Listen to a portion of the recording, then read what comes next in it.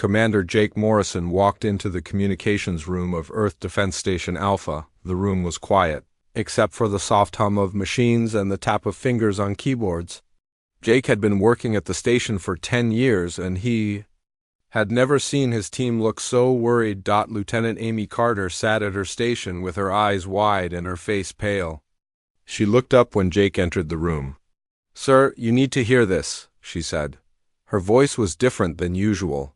It shook a little. Jake moved to the main console and put on his headphones. Amy pressed the button, and strange sounds filled his ears. The sounds were not like any human language he had ever heard. They were high and low at the same time, with clicks and whistles mixed in. "This came in 20 minutes ago," Amy said. "The computer is trying to translate it, but it's taking time." Jake listened to the alien sounds again. Even without understanding the words, he could hear something in the voice: fear, panic, desperation. Someone was in serious trouble. The translation computer made a soft beep. Words appeared on the screen in front of Jake. He read them out loud. "This is the Kepler colony. We are under attack. Species unknown, ships everywhere, requesting immediate help. Our defenses are failing. Please respond. Coordinates follow." Jake felt his stomach drop. The Kepler colony was far from Earth, very far. If someone was attacking them, it would take a long time for any help to arrive. Maybe too long. How far is the signal source? Jake asked. Amy looked at her computer screen. "The Vega system, sir. About 25 light years from Earth." Jake did the math in his head. Even at light speed, the message had taken 25 years to reach them. Whatever was happening at Kepler Colony had happened decades ago. They might already be too late, but something felt wrong about the whole situation. Jake had been in the military for a long time. He had learned to trust his instincts, and right now those instincts were screaming at him. "Run the signal through the enhanced filters," he ordered. "Clean up as much static as you can." Amy's fingers moved quickly over her keyboard. The computer began working on the signal again. This time, it pulled out sounds that had been hidden under the noise and interference. As the static cleared away, Jake heard something that made his blood run cold. There was another voice in the background, different from the first one. The translation computer worked on these new sounds. "Warning to all ships. The humans are coming. They are from a death world. Do not engage directly. Their technology is primitive, but they fight like wild animals. Repeat, do not engage the human fleet in close combat." Jake stared at the screen. The message was not from the Kepler colony at all. It was from someone else. Someone who knew that humans would respond to a distress call. Someone who was planning for that response. "Amy, get me Admiral Brooks on the secure channel," Jake said. His voice was calm, but inside he felt anger building. Someone had attacked human civilians just to draw out the Earth fleet. They were using human compassion as a weapon against them. While Amy worked to establish the connection, Jake listened to the message again. The second voice belonged to a different species entirely. The translation computer identified it as coming from a race called the Hegemony. Jake had heard of them before. They were a group of alien species that worked together. They controlled a large part of the galaxy, and they did not like humans very much. The connection to Admiral Brooks opened. Her face appeared on the main screen. She was a tall woman with gray hair and serious eyes. She had been in charge of Earth's military for 5 years, and Jake respected her more than any other officer he had ever served under. "Commander Morrison," she said, "I assume this is about the distress signal from Kepler Colony." "Yes, ma'am," Jake replied, "but it's not what it seems. Someone is using our own people as bait to draw out our fleet." He played the enhanced recording for the Admiral. Her face grew darker as she listened to both voices. When it finished, she was quiet for a long moment. "How many people lived at Kepler Colony?" she asked. Amy checked her records. "About 50,000, Admiral, not all human. We had refugees from 12 different species living there under our protection." Admiral Brooks closed her eyes for a moment. When she opened them again, Jake saw something in them that made him glad she was on their side. It was not anger exactly. It was something colder and more dangerous than anger. Commander, I want you to prepare a full intelligence briefing on the hegemony, she said. Everything we know about their ships, their weapons, their tactics, I want it ready in 2 hours. Ma'am, are we really going to respond to an obvious trap? Jake asked. Admiral Brooks smiled, but it was not a happy smile. Commander, they attacked 50,000 civilians just to get our attention. They killed families, children, elderly refugees who came to us for safety. Yes, we are going to respond. But not the way they expect us to. The connection ended, and Jake was left alone with Amy in the communications room. She looked at him with worried eyes. Sir, what if it really is a trap? She asked. Jake looked at the star charts on the wall. Somewhere out there, the Kepler colony was gone. 50,000 people who had trusted humanity to protect them were dead. The attackers thought they were clever. They thought they understood how humans would react. They were about to learn that they understood nothing at all about what happened when you hurt people under human protection. Earth was called a death world by other species for good reason. The plants and animals on Earth were dangerous because they had to be. Humans had survived on that dangerous world by becoming the most dangerous thing on it. Let them think it's a trap, Jake said quietly. We'll show them what a real trap looks like. Admiral Lisa Brooks stood on the bridge of the UES Defiance and watched through the main window as ships gathered around Earth. She had never seen so many human vessels in one place before. Heavy cruisers, destroyers, support ships, and fighters were arriving from every human colony and military base. The Defiance was the newest ship in the Earth fleet. It was bigger and stronger than any ship humans had ever built before. The armor was thick, the weapons were powerful, and the crew was the best the military could find. But Lisa knew that size and strength would not be enough for what they were about to face. Captain Ryan Murphy's voice came through the communication system from his ship, the UES Retribution. Admiral, all ships report ready for departure. We have 37 vessels total. 6 heavy cruisers, 12 destroyers, 15 support ships, and 4 hospital ships. Lisa looked at the tactical display that showed all the ships in the fleet. It was impressive by human standards, but she worried it would not be enough. Intelligence reports suggested the hegemony had much larger fleets. They also had better technology in some areas. Captain Murphy, have all ship commanders report to the Defiance for briefing in 1 hour, she ordered. Yes, ma'am. Should I tell them to prepare for extended combat operations? Lisa thought about the 50,000 people who had died at Kepler colony. Men, women, children from many different species who had trusted humans to keep them safe. Tell them to prepare for war. While the fleet finished gathering, Lisa walked down to the science section of her ship. Dr. Alex Thompson was there, working at a computer terminal surrounded by alien technology that human forces had captured over the years. Alex was a thin man with glasses who had spent most of his adult life studying alien species. He understood how their minds worked better than anyone else in the human military. Lisa needed that knowledge if her plan was going to work. Doctor, what can you tell me about hegemony battle tactics? She asked. Alex looked up from his work and adjusted his glasses. They prefer overwhelming numbers and coordinated attacks, Admiral. Everything they do follows strict patterns and predetermined plans. They study their enemies carefully and create detailed strategies before engaging. What about their weaknesses? Alex pulled up a holographic display showing hegemony ship formations. They depend too much on their plans. When something unexpected happens, they take time to adapt. They also avoid close combat whenever possible. They prefer to fight at long range where their superior numbers give them the biggest advantage. Lisa studied the display. The alien ships were arranged in perfect geometric patterns. Everything was orderly and predictable. What about their opinion of human military capabilities? They think we are dangerous but primitive, Alex replied. They know we come from what they call a death world, so they expect us to be aggressive and hard to kill. But they believe our technology is inferior and our tactics are crude, Lisa smiled. Good, let them keep thinking that. An hour later, the commanders of all 37 ships gathered in the main briefing room of the Defiance. Lisa looked at each face around the table. These were good people. They had families back on Earth and the colonies.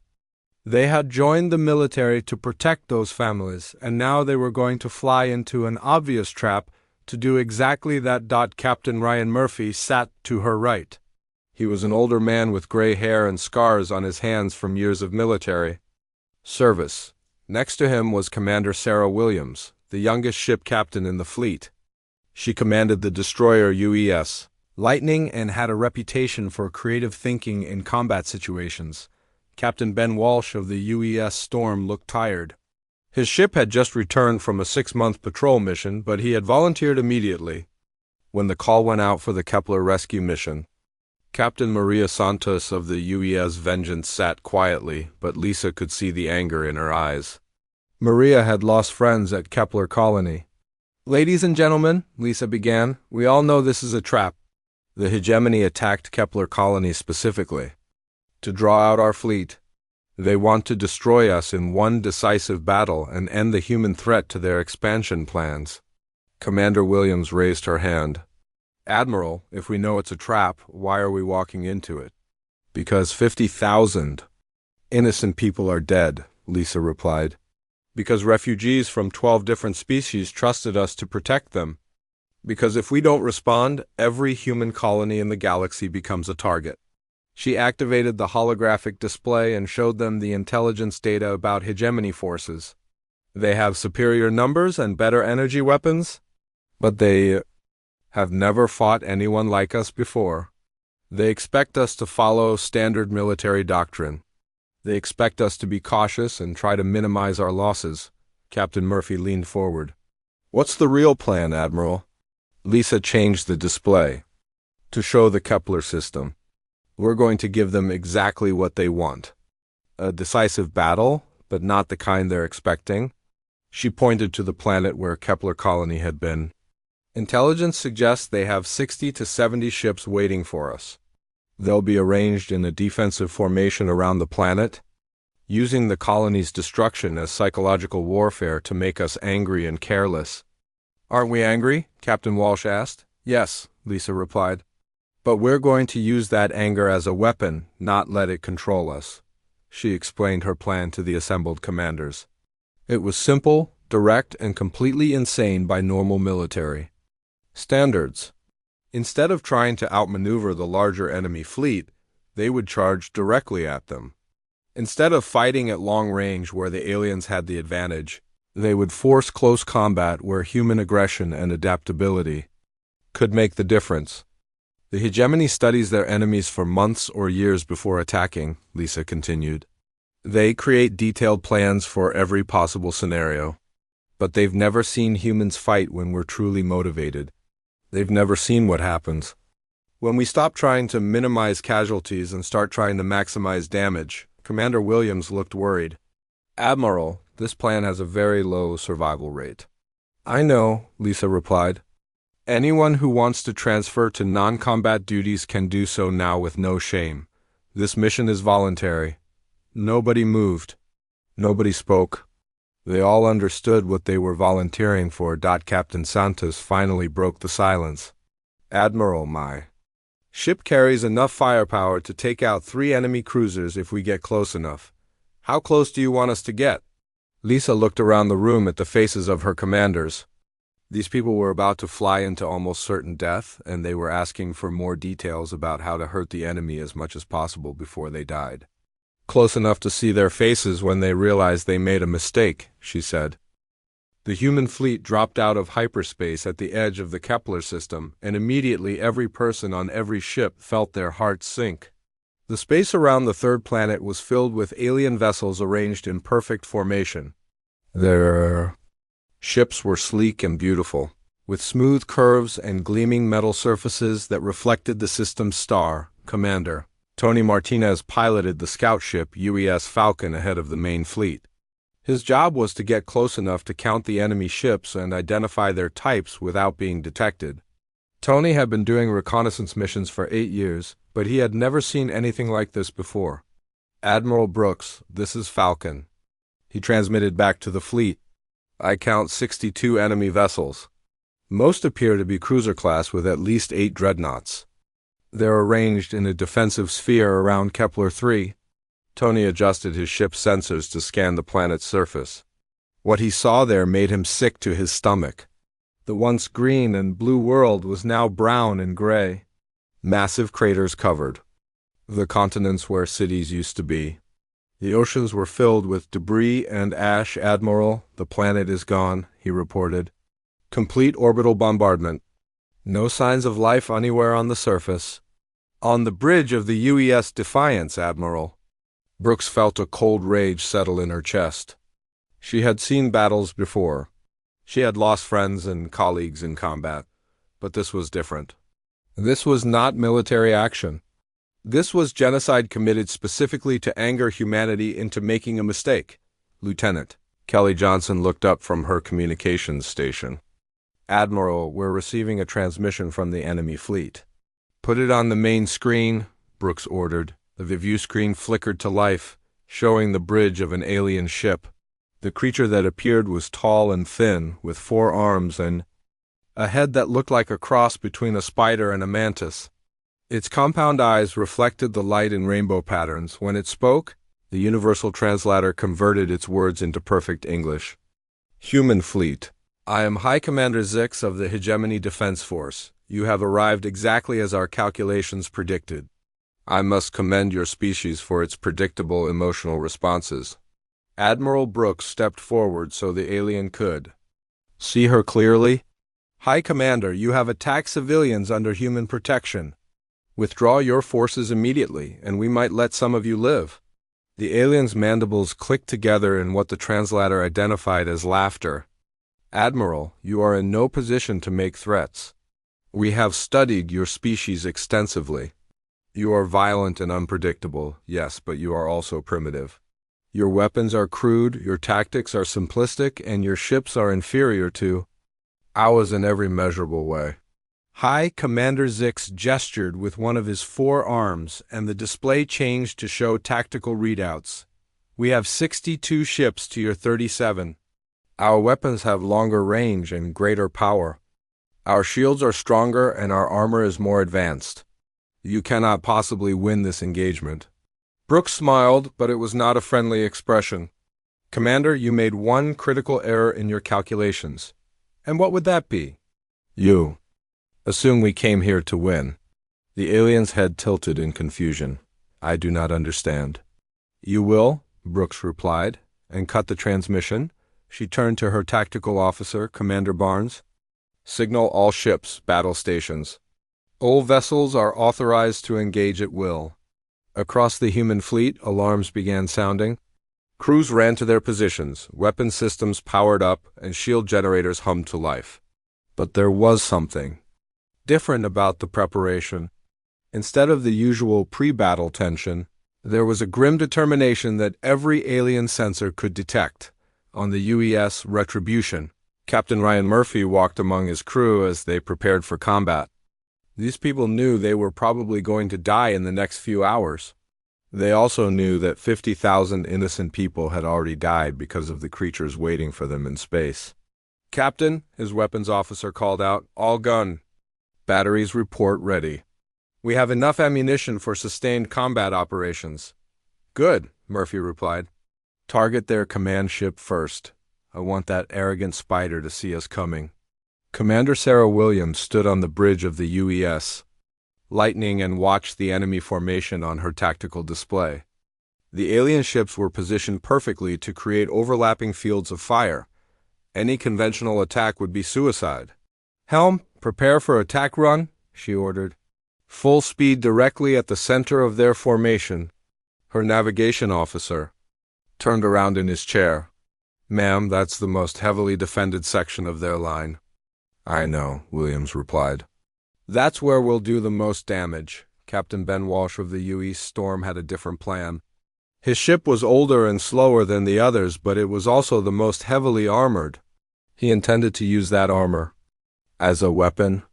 Engineering, I need everything you can give me from the engines, he called down to his chief engineer. I don't care if they burn out afterward. We only need them to work for the next 20 minutes. Throughout the human fleet, similar conversations were taking place. These were not the actions of a military force trying to achieve a strategic victory. These were the actions of people who had decided that some things were more important than survival. High Commander Zix watched the human ships begin their approach and felt confused. The tactical computers had predicted several possible human responses, but this was not one of them. Instead of trying to use their superior maneuverability to avoid the hegemony's numerical advantage, they were charging directly into the strongest part of the alien formation. Navigation, confirm human fleet heading, he ordered. Direct approach, High Commander. They appear to be targeting our center formation. Zix's compound eyes studied the tactical display. The humans were behaving irrationally. They had to know that a direct assault would result in massive casualties for their fleet. No competent military commander would sacrifice so many ships for such a small strategic gain. Communications, open a channel to the human fleet, he ordered. Admiral Brooks appeared on his screen again.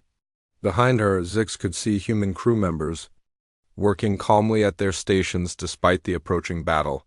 Admiral, your current course of action is tactical suicide, he said.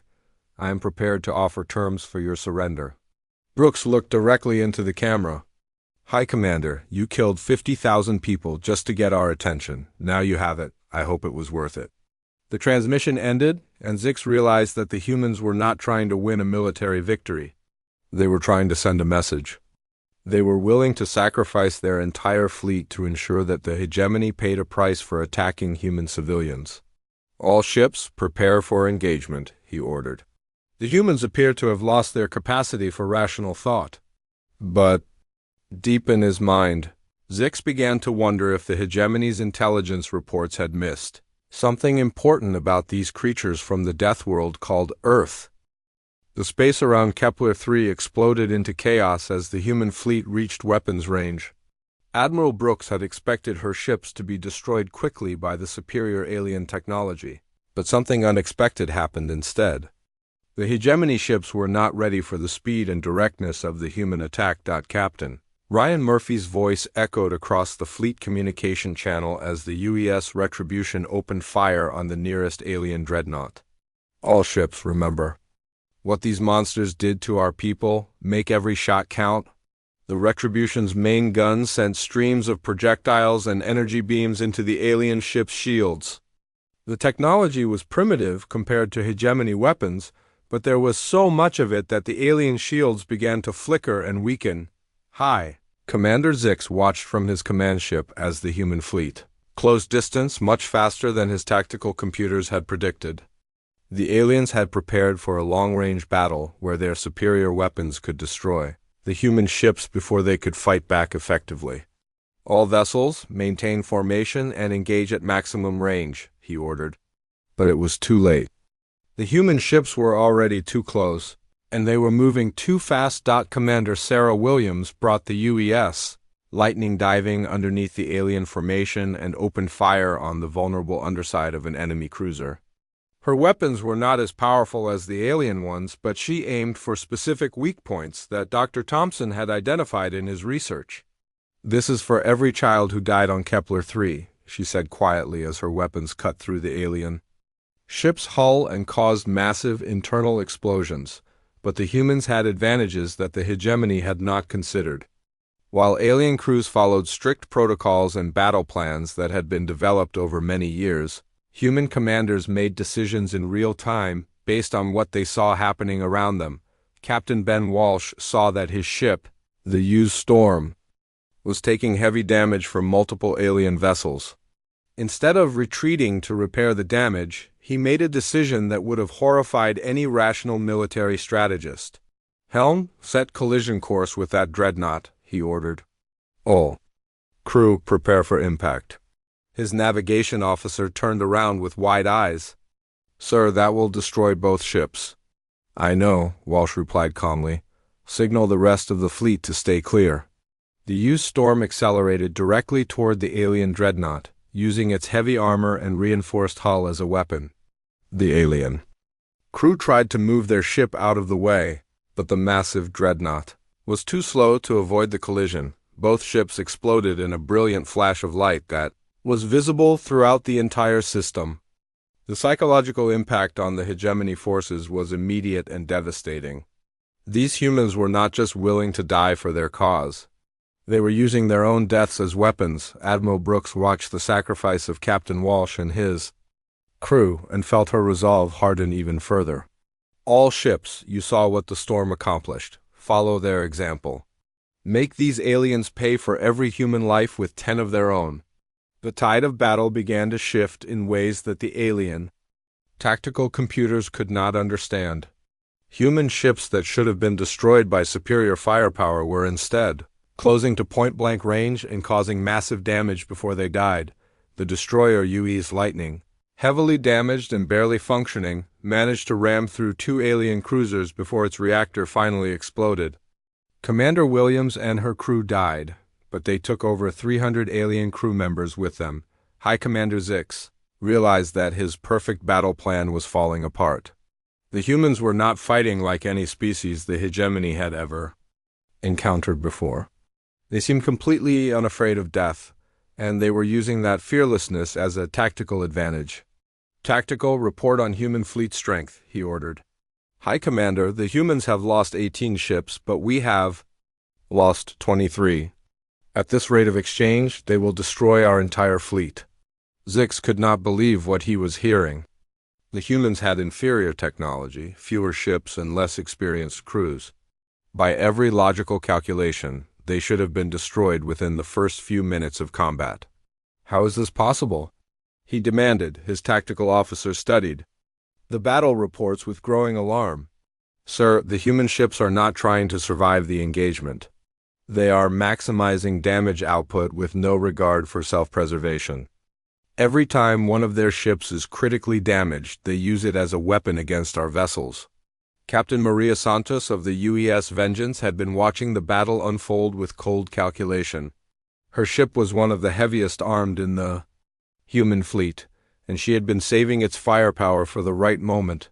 Helm, take us directly at their command ship, she ordered. I want to look that spider in his compound eyes when we blow him to pieces.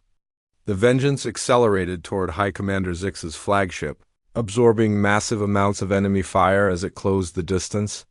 The ship's armor held until they were close enough to see individual alien crew members through the transparent sections of the enemy ship.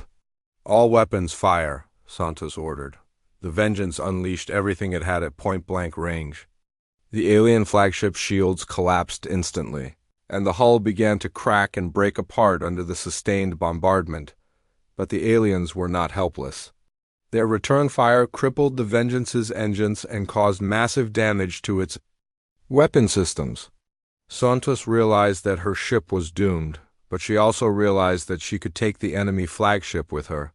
All hands, abandon ship, she ordered. Set the reactor to overload. Most of her crew made it to the escape pods, but Santos stayed on the bridge to make sure the reactor detonation happened at exactly the right moment. She watched through the main view screen as the alien commander's face appeared on her communication system. Human Captain, you have fought bravely, High Commander Zix transmitted. I offer you the chance to surrender with honor. Santos smiled. As alarms began sounding throughout her ship, the reactor was 30 seconds from critical overload. High Commander, you made one mistake in your calculations. What mistake? You assumed that honor was more important to us than justice. The UES Vengeance exploded in a fireball that consumed both ships and lit up the entire battlefield. The psychological impact on the remaining hegemony forces was devastating.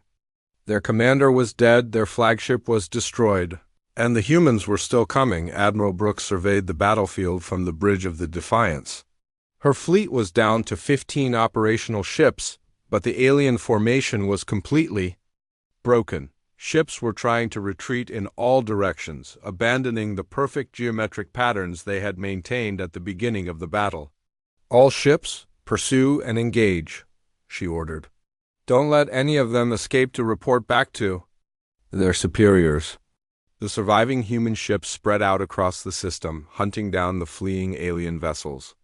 There would be no survivors to tell the hegemony how their perfect trap had turned into a complete disaster, but Admiral Brooks was already thinking beyond this battle. The aliens had made the mistake of believing that humans would fight like civilized species. They had learned too late that creatures from a death world did not follow civilized rules when their families were threatened. The galaxy was about to learn what happened when you made humans angry. The final phase of the battle lasted only 20 minutes, but those 20 minutes changed the balance of power in the galaxy forever. The remaining hegemony ships tried to retreat, but the human vessels pursued them with a relentless fury that defied all military logic. Admiral Brooks stood on the bridge of the UES Defiance and watched her tactical display as the last alien ships were hunted down.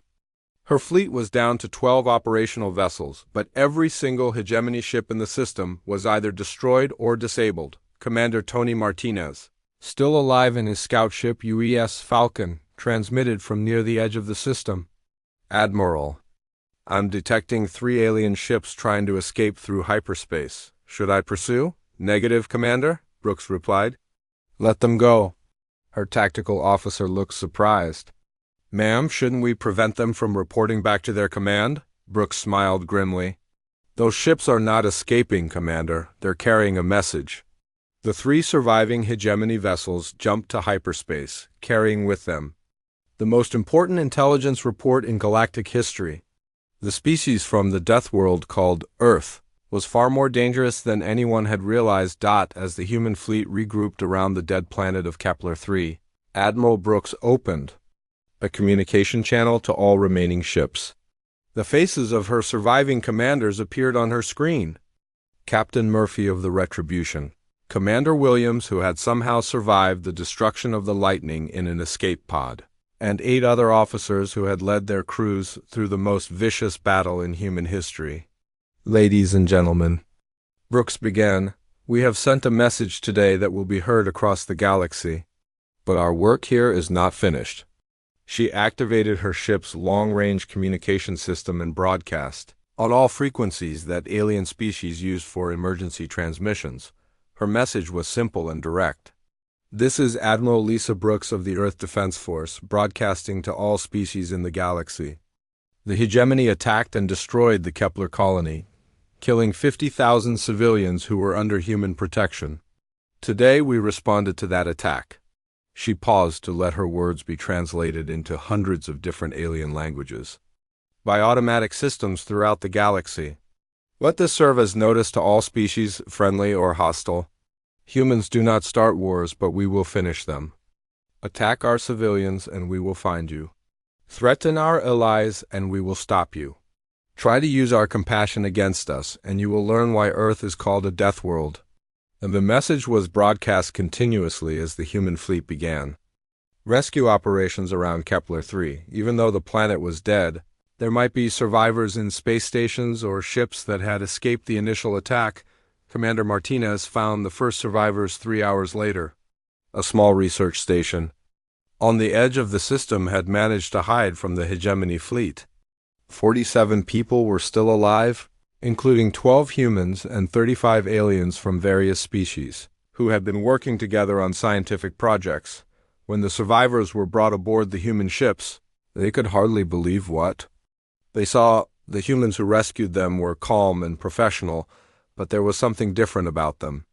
They moved with a quiet confidence that had not been there before. Dr. Alex Thompson, who had survived the battle aboard the Defiance, interviewed some of the alien survivors to learn more about the hegemony attack.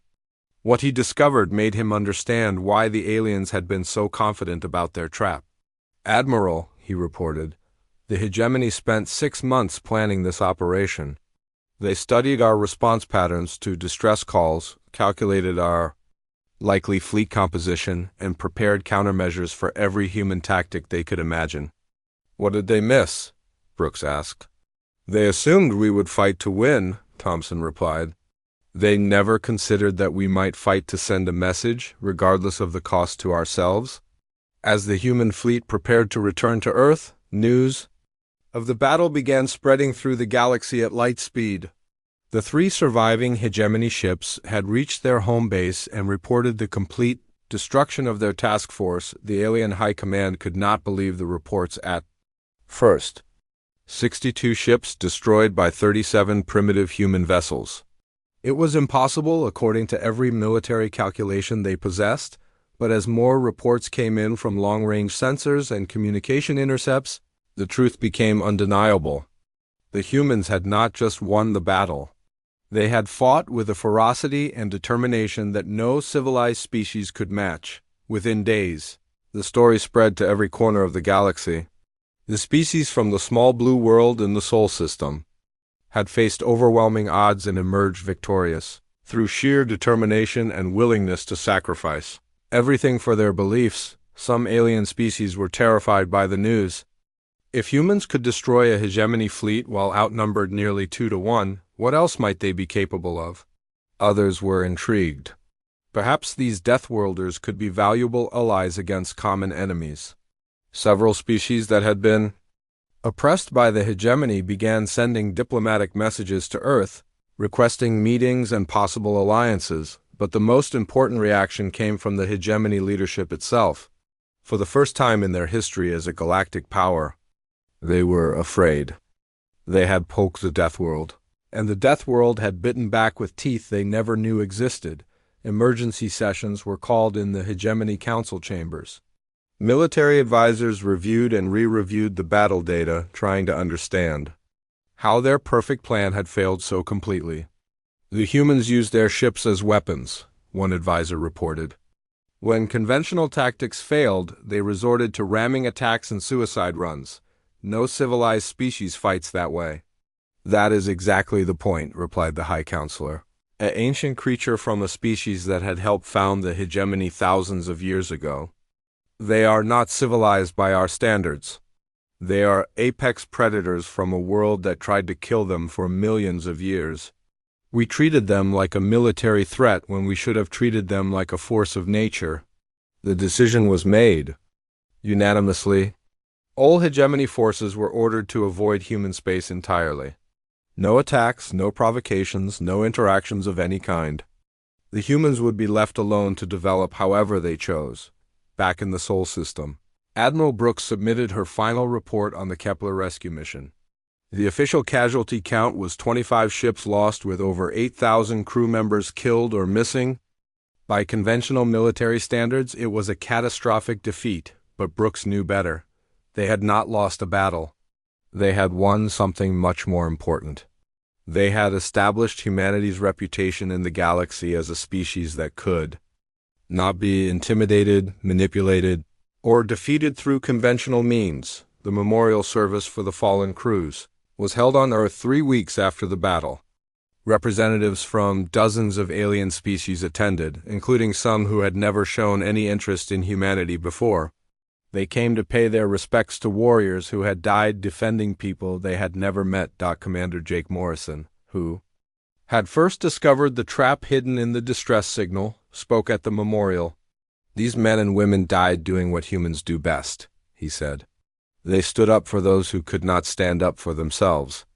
They proved that there are some things more important than survival.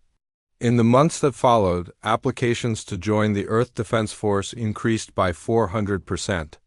Young people from every human colony wanted to serve alongside the heroes who had faced impossible odds at Kepler 3, but the most important change was in how other species viewed humanity.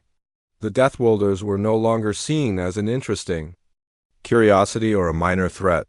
They were recognized as a force that could reshape the balance of power in the galaxy. Trade agreements that had been stalled for years were suddenly approved. Diplomatic invitations arrived daily from species that wanted to establish formal relations with Earth, even the most xenophobic alien. Governments began treating human ambassadors with genuine respect. Dr. Thompson, now promoted to head of alien relations, explained the change to a gathering of human diplomats. They finally understand what we are, he said. We are not conquerors or empire builders, we are protectors. We will leave you alone if you leave us alone, but we will fight to the death to defend anyone under our protection. The hegemony learned this lesson the hard way when they attempted to attack another human colony 6 months later.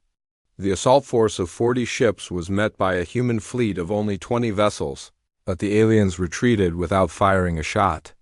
The reputation earned at Kepler 3 had made actual combat unnecessary. Admiral Brooks, now promoted to Supreme Commander of Earth Defense Forces, established a new doctrine based on the lessons of the Kepler battle. Human ships would be built for close combat and ramming attacks. Human crews would be trained to view their vessels as weapons rather than just transportation. Most importantly, human commanders would be taught that sometimes the most effective victory came through demonstrating the will to accept any cost rather than allow injustice to go unpunished. The galaxy had seen what happened when you attacked human civilians. The hegemony had learned why Earth was called a death world, and 50,000 innocent people who had died at Kepler Colony were finally avenged.